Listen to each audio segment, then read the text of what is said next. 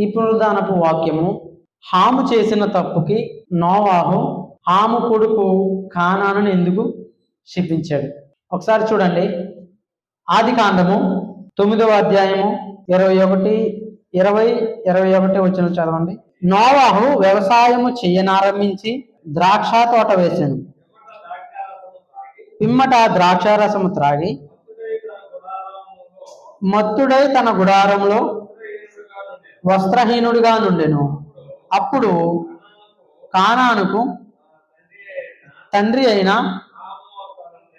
హాము తన తండ్రి వస్త్రహీనుడై ఉండుట చూచి బయటనున్న తన ఇద్దరు సహోదరులకు ఆ సంగతి తెలిపెను. చిన్న ప్రార్థన చేసుకుని, పరిశుద్ధుడు తండ్రి, ఈ వాక్య సందేశంలోనికి మేము వెళ్ళొచ్చుండగా వాక్యము ద్వారా మాతో మాట్లాడండి. మరి ఇక్కడ వివరించిన ఉన్న మీ దాసుడైన నేను వట్టివాణ్ణి మట్టివాణ్ణి, మీ పాదముల కంటూ ధూళి వంటివాణ్ణి. మీ విశేషమైన కనికరము మాపై కుమ్మరించి మా అందరితోనూ మీరు మాట్లాడమని ప్రార్థన చేస్తూ మా ప్రభు రక్షకుడైన యేసుక్రీస్తు నామమున ప్రార్థన సమర్పిస్తున్నాం తండ్రి, ఆమేన్. ఇప్పుడు చూడండి దేవుని ప్రియ సంగమా, నోవాహు గారు ద్రాక్షారసం తాగి మత్తుడై వస్త్రహీనుడిగా తన గుడారంలో పడుకున్నాడు. ఇప్పుడు ఈ వస్త్రహీనుడిగా పడుకున్నప్పుడు వెళ్ళి చూసింది ఎవరు? హాము. హాము ఎవరంటే నోవాహు గారి రెండవ కుమారుడు. ఈ నోవాహు గారి కుమారులు ఎవరెవరంటే షేము, హాము, యాపేతు. ఈ ఆది కాండము 5వ అధ్యాయం 32వ వచనంలో ఆ విషయం ఉంటుంది. అయితే ఇప్పుడు ఈ వస్త్రహీనుడిగా ఉన్నప్పుడు చూసింది ఎవరు చెప్పాలి మీరందరూ. ఈ వస్త్రహీనుడిగా ఉన్నప్పుడు చూసింది ఎవరు? హాము చూశాడు కదా. ఎవరిని శపించాలి? ఒకవేళ శపిస్తే, ఒకవేళ ఈ తప్పు చేసావు కాబట్టి ఒకవేళ తిట్టినా కొట్టినా శపించినా ఎవరిని శపించాలి? హామునే కదా శపించాలి, అంతే కదా. అయితే తనకి మత్తు దిగిన తర్వాత నోవాహు గారు ఏం చేశారో చూడండి, ఆ 9వ అధ్యాయం 24వ వచనం చదవండి. అప్పుడు నోవాహు మత్తు నుండి మేలుకొని తన చిన్న కుమారుడు చేసిన దానిని తెలుసుకొని కానాను శపింపబడిన వాడై తన సహోదరులకు దాసుడగును. చూడండి, ఇప్పుడు ఎవరు శపించాడైనా నోవాహు గారు? కానాను శపించాడు. చిన్న కుమారుడు ఎవరు? యాక్చువల్గా హాము. తన తండ్రి వస్త్రహీనుడిగా ఉన్నప్పుడు చూసింది ఎవరు? హాము. ఇప్పుడు శపిస్తే ఎవరిని శపించాలా? మొత్తం దిగిన తర్వాత హాముని శపించాలా, అంతే కదా. కానీ ఇక్కడ ఎవరిని శపించారు? కానాను శపింపబడిన వాడై తన సహోదరులకు దాసుడగును. అసలు ఈ కానాను ఎవరు? ముందుగా ఇప్పుడు మనకి విషయం తెలియాలి కదా. ఈ కానాను ఎవరు అసలు? ఒకసారి ఎవరో చూడండి. కానాను 10వ అధ్యాయము 6వ వచనం చదవండి. కానాను ఎవరు? మనకి విషయం తెలుస్తుంది. హాము కుమారులు కూషు, మిశ్రయీము, పూతు, కానాను అనువారు. ఇప్పుడు హాముకి ఎంతమంది కుమారులు? 4 కుమారులు. 1 కూషు, 2 మిశ్రయీము, 3 పూతు, 4 కానాను. ఇప్పుడు హాము కొడుకు చివరి 4వ కొడుకు ఎవరు? కానాను కదా. ఎవరండి? కానాను. ఇప్పుడు నోవాహు శపిస్తే ఎవరిని శపించాలా? హాముని చెప్పించాలి. ఎవరు చేశారు తప్పు? హాము కదా. మత్తు దిగిన తర్వాత తిడితే కొడితే శపిస్తే ఎవరిని శపించాలి? హాముని చెప్పించాలి. ఇప్పుడు ఈ నోవాహు ఏం చేశాడు? హాము 4వ కుమారుని శపించాడు, అంటే కానాను శపించాడు. మీకు ఒక విషయం తెలియాలి ఇక్కడ ఏంటంటే, మన ఊరి పేరు ఏంటి? ఇది నాగిలిగుండ. దీని మండలం చింతకాని, ఖమ్మం, హైదరాబాద్. ఓకేనా. ఇప్పుడు ఊర్ల పేర్లుగా ఉన్నాయి, కానీ ఈ ఊరి పేర్లు పూర్వంలో మనుషుల పేర్లు. మనుషుల పేర్లే ఊర్లుగా పెట్టారు, ఊర్ల పేర్లుగా మారాయి. అందుకే ఈ కానాను ఈ ఊరు ఇశ్రాయేలీలు ఐగుప్తు నుండి నడిపించబడినప్పుడు ఎక్కడికి నడిపించబడతాడు దేవుడు? కానాను దేశానికి. ఓకేనా. అంటే పాలు తేనెలు ప్రవహించు దేశానికి దేవుడు నడిపించాడు.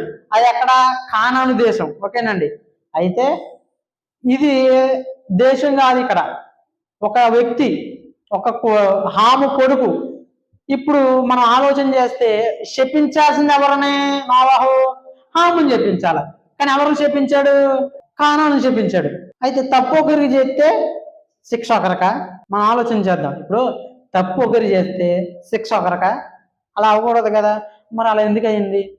సరే, అది చెప్తాను. ఇంకొకటి చూద్దాం. ఇప్పుడు సంఖ్యాకాండము 22వ అధ్యాయము 1వ వచనం చదవండి. తరువాత ఇశ్రాయేలీయులు సాగి యెరికోకు ఎదురుగా యోర్దానున్న తీరమునున్న మోయాబు మైదానములలో దిగిరి. ఇక్కడ ఇశ్రాయేలీలు ఐగుప్తులో నుంచి విడిపింపబడి మోషే నాయకత్వంలో నడుస్తూ ఈ సంఖ్యాకాండం 22వ అధ్యాయం వచ్చేసరికి ఎక్కడికి వచ్చారంటే మోయాబీలు నివసించే ఆ దేశానికి వచ్చారండి. ఎక్కడికి వచ్చారు? మోయాబీలు నివసించే దేశానికి వచ్చారు. అంటే మోయాబు ప్రాంతానికి వచ్చారు. ఓకేనండి. ఏ ప్రాంతానికి వచ్చారు?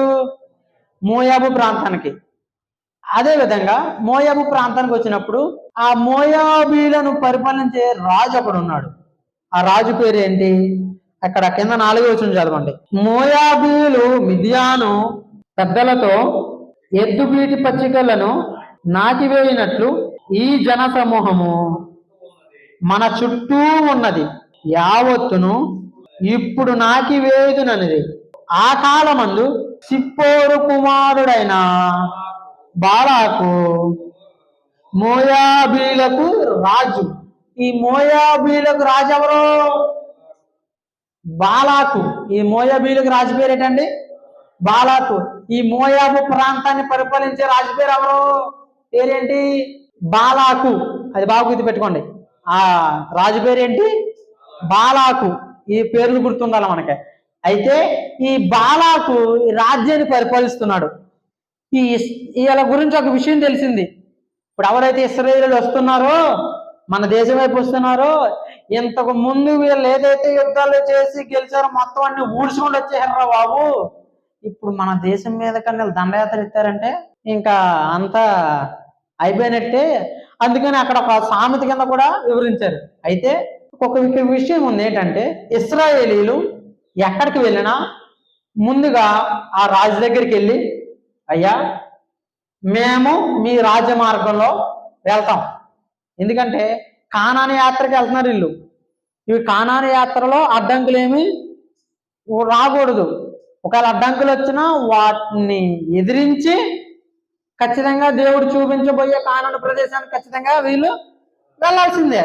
అయితే ఆ రాజు దగ్గరికి వెళ్ళి ముందుగానే మేము మీ రాజమార్గంలో వెళ్తాం, మేము వెళ్ళే రాజమార్గంలో మీకు సంబంధించినది ఏది మేము ముట్టుకోము.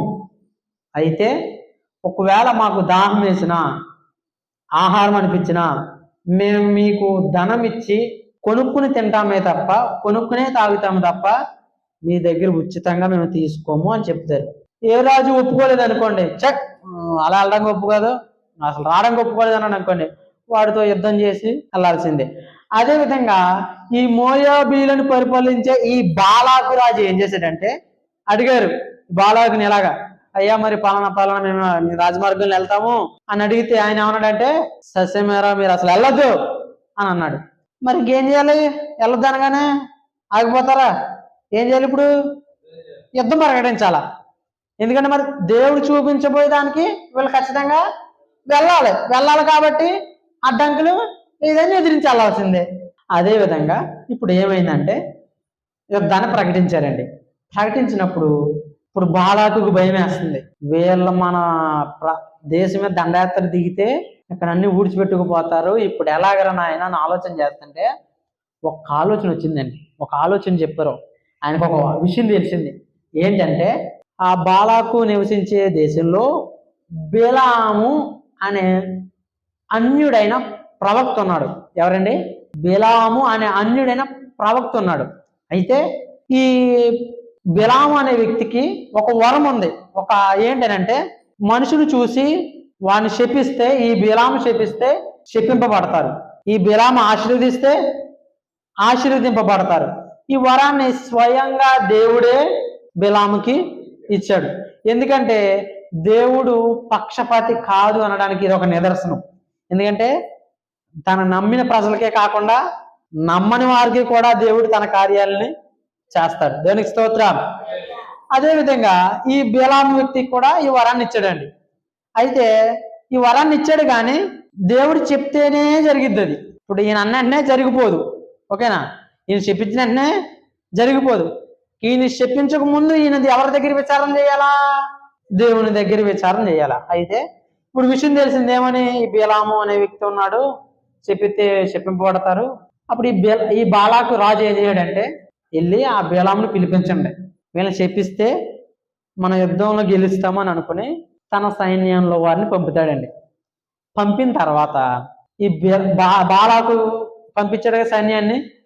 ఇప్పుడు ప్రవక్త ఏమంటాడంటే, బిలాము మీరు ఈ రాత్రి ఇక్కడ ఉండండి, ఈ రాత్రి నేను దేవునితో మాట్లాడి దేవుడు ఏ విషయం అయితే తెలియచేశాడో ఆ విషయాన్ని మీకు నేను తెలియచేస్తాను, దాని ద్వారా నేను రావాలి వద్దనేది మనం పెందల కాడ ఆలోచించుకుందాం, ఇప్పటికైతే మీరు ఈ రాత్రికి నివసించని అంటారు.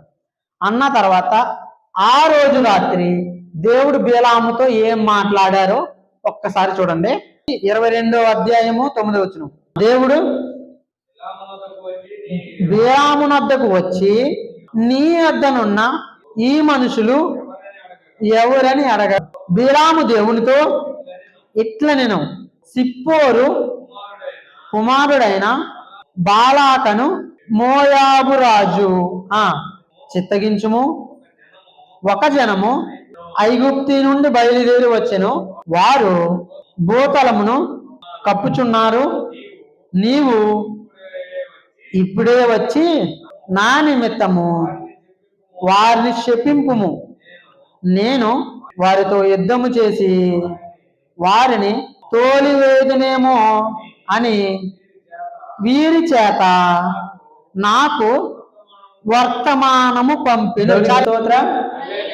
ఇప్పుడు ఈ బిలాము ఏం చెప్పాడు, అయ్యా వీళ్ళెవరంటే పలానా మోయాబు రాజు ఉన్నాడు బాలాకు, ఆయన పంపించిన వాళ్ళు. వీళ్ళు ఎందుకు పంపించాడంటే, ఇంకో పలానా వాళ్ళు ఐగుప్తు నుండి బయలుదేరి ఇలాగ మొత్తం భూతాలనే కప్పేస్తున్నారు, ఒకవేళ నేను శపిస్తే వాళ్ళకి ఈ బాలాగరాజు యుద్ధంలో గెలిచి నన్ను అందు నిమిత్తమై వర్తమానం నాకు పంపాడు ఈ సైన్యం ద్వారా అని చెప్పాడు.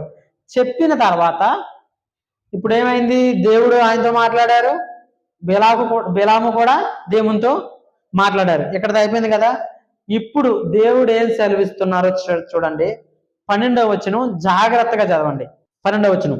అందుకు దేవుడు, నీవు వారితో వెళ్ళకూడదు, ఆ ప్రజలను శపింపకూడదు, వారు ఆశీర్వదింపబడిన వారు. దేవుని స్తోత్రం. వారు ఏంటంటే ఆశీర్వదింపబడిన వారు. ఎవరైతే ఐగుప్తిలో నుండి వచ్చారో నువ్వు చెప్పావో వారిని శపించడానికి నువ్వు వెళ్తావు. వెళ్ళాల్సిన అవసరం లేదు, అసలు వెళ్ళకూడదు. నీవు ఎందుకు వెళ్ళకూడదు? వారెవరు? ఆశీర్వదింపబడిన వారు, ఆశీర్వాదము నొందిన వారు. వారిని ఆశీర్వదించింది నేనే. నువ్వు శపించిన ఆ శాపం జరిగేది లేదు అక్కడ. ఎందుకంటే వాళ్ళు ఆశీర్వదింపబడి ఉన్నారు. దేవునికి స్తోత్రం. దేవుని ప్రియ సంగమా, ఇందాక మనం ఆలోచన చేస్తే తప్పు ఎవరు చేశారు? నోవాహు దగ్గర తప్పు ఎవరు చేశారు? హాము చేశాడు. నోవాహు ఎవరిని చెప్పించాడు? కానాను చెప్పించాడు. హాము కొడుకుని చెప్పించాడు. హాముకి ఎందుకు రాలేదు అని అంటే, ఈ జలప్రలయం రాకముందు దేవుడు ఏం చేశాడు? నోవాహు ముగ్గురు కుమారుల్ని, కోడళ్ళను, నోవాహు భార్యను దేవుడు ఏం చేశాడు? ఆశీర్వదించాడు. దేవునికి స్తోత్రం. ఇప్పుడు ఎప్పుడైతే హాముని దేవుడు ఆశీర్వదించాడో శాపం ఎవరి మీదకి వెళ్ళింది? ఇప్పుడు కానాను మీదకు పోయింది. దేవుని ప్రియ సంఘం, ఒకటి గుర్తుపెట్టుకోండి బాగా. దేవుడు ఆశీర్వదిస్తే, దేవుడి చేత దీవెన నొందితే, దేవుడి చేత ఆశీర్వదింపబడితే ఏ మనుషుడును నిన్ను శపింపలేడు. దేవునికి స్తోత్రం. ఈ కానాను విషయంలో జరిగిన విషయం అదే. ఎందుకంటే హాము దేవుని చేత ఆశీర్వదింపబడిన వాడై, షేము దేవుని చేత ఆశీర్వదింపబడిన వాడై, యాపేతు దేవుని చేత ఆశీర్వదింపబడిన వాడై, నోవాహు కుటుంబం అంతా దేవుని చేత ఆశీర్వదింపబడిన వారై ఉన్నారు. గనుకనే నోవాహు శపించిన ఆ శాపం ఎవరి మీదకి రాలేదు? హాము మీదకి రాలేదు. దేవుని ప్రియ సంగమా, ఈ రోజు మనం దేవుని చేత ఆశీర్వాదము నొందగలగాల. ఎప్పుడైతే ఆశీర్వాదము నొందుతామో మనము శపింపబడము. దేవుని స్తోత్రం. ఇప్పుడు బిలాము జీవితంలో జరిగింది ఏంటి? బిలాము ఏమనుకున్నాడు? ఈ కింద ఇంకా చదివితే మీకు బాగా తెలుస్తుంది. ముందు ఏమంటాడంటే మనసులో దేవుడు ఏం చెప్తే అదే చేస్తాను అనుకుంటాడు. కానీ మళ్ళీ దేవుడు అలా శపించమంటే బాగుంటది అని అనుకుంటాడు. పైకేమో దేవుడు ఏం చెప్తే అదే చేస్తానంటాడు. లోపలికి మాత్రం వేరే ఉద్దేశం కలిగి ఉంటాడు. ఈ రోజున ఇక్కడ ఉన్నవారు, ఇక్కడ లేనివారు, మనిషి అన్నవాడికి ఇదే స్వభావం ఉంది. ఏంటి? మనసులో ఒకటి ఉంటది, కానీ పైకి మాత్రం ఏదో ఒకటి మాట్లాడతాం. అంతే కదా, మానవ నైజం అది, మానవ సహజ బుద్ధి అది అటువంటిది. అట్టి విధంగానే దేవుని ప్రియ సంగమా, మనం దేవుని చేత ఆశీర్వదింపబడాల. ఆశీర్వాదం ఎప్పుడైతే పొందుతామో, ఎప్పుడైతే ఆశీర్వదింపబడతామో శపింపబడము. దేవునికి స్తోత్రం. ఆశీర్వాదాన్ని వ్యర్థంగా ఉపయోగించుకోకూడదు. మనం దేవుడు ఆశీర్వదించాడు. దేవుడు నిన్ను ఆశీర్వదిస్తే, దేవుడు నిన్ను అభివృద్ధి పరిస్తే, దేవుడు నిన్ను వర్ధిల్లింపజేస్తే, దేవుడు నీ మీద తన దేవుని ఉంచితే నీవు దేవుని కొరకు పని చేయాలి. దేవుని స్తోత్రం. ఎవరి కొరకు నిలబడాలి? దేవుని కొరకు నిలబడాలి. దేవుని కొరకే మనము పని చేయాలి. దేవుని కొరకే మనము సమర్పించుకోగలగాలి. కాబట్టి దైవ ఆశీర్వాదాలు సంఘముగా మీ మీద ఉన్నవి. మీ మీద ఉన్న ఆశీర్వాదములు మీరు వ్యర్థంగా ఉపయోగించుకునే వారి వలె ఉండకూడదు. ఓకేనా? మీ ఆశీర్వాదములు దేవుని కొరకే వాడాలి. దేవునికి స్తోత్రం. మీరు ఆశీర్వదింపబడిన వారై ఉన్నప్పుడు మీ ఆశీర్వాదం అంతా ఇంకేం చేయాలి? ఇంకా ఆశీర్వాదాన్ని పొందాలి, ఇంకా ఆశీర్వాదాన్ని పొందాలి. అంతేగాని శ్రమల పాలవ్వకూడదు. దేవునికి స్తోత్రం. ఓకేనా? అట్టి రీతిగా మీరు ఉండండి. మిమ్మల్ని, మీ కుటుంబాన్ని దేవుడు దీవించి ఆశీర్వదిస్తాడు. దేవునికి స్తోత్రం. కాబట్టి ఈ నా కొద్ది మాటలు దేవుడు దీవించి ఆశీర్వదించును గాక. ఆమేన్.